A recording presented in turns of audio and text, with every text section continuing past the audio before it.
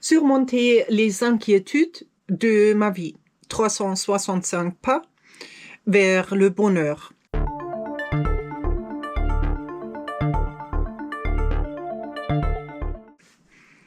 Surmonter, donc c'est la même chose.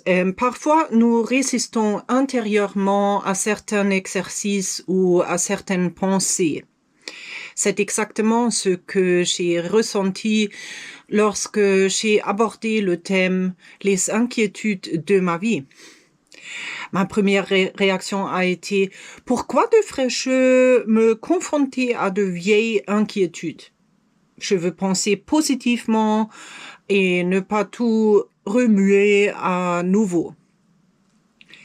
Ici, je vais mettre le lien vers la vidéo après l'éditer.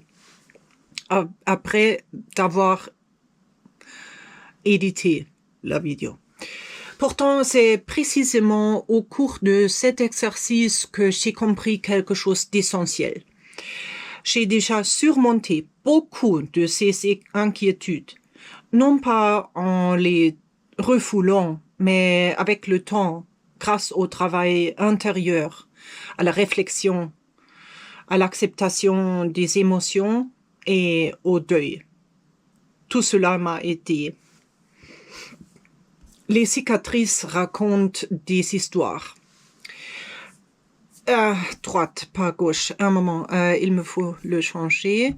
Sinon, je l'oublie. Parce que c'est la main droite, pas la main gauche. Bon, je le changerai directement après le live. Bon. J'ai une cicatrice sur la main droite. Une ligne blanche qui va du haut vers le bas. Elle est apparue il y a de nombreuses années lorsque mes enfants étaient encore petits. En faisant la vaisselle, l'anse d'une tasse en céramique s'est cassée. La céramique coupe extrêmement fort.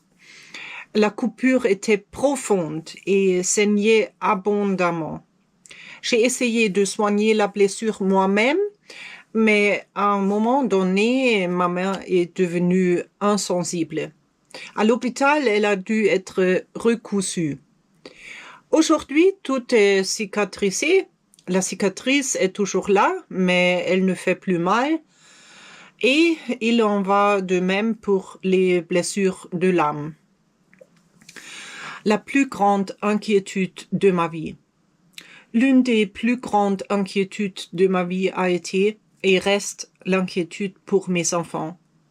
Les jeunes enfants ne peuvent pas prendre soin d'eux-mêmes, c'est normal, mais avec le temps, ils apprennent et en tant que parents, nous devrions peu à peu lâcher prise. Pour moi, ce processus a été brutalement interrompu. J'ai confié mes enfants à une famille d'accueil lorsqu'ils avaient 7 et 9 ans. Mon âme n'a pas trouvé le repos. Je n'ai pas pu dire au revoir lentement, ni lâcher prise progressivement.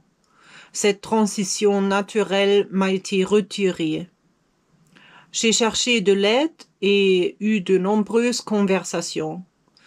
Le mélange de l'inquiétude pour mes enfants et de la tristesse liée à la perte de mon rôle de mère a été extrêmement lourd.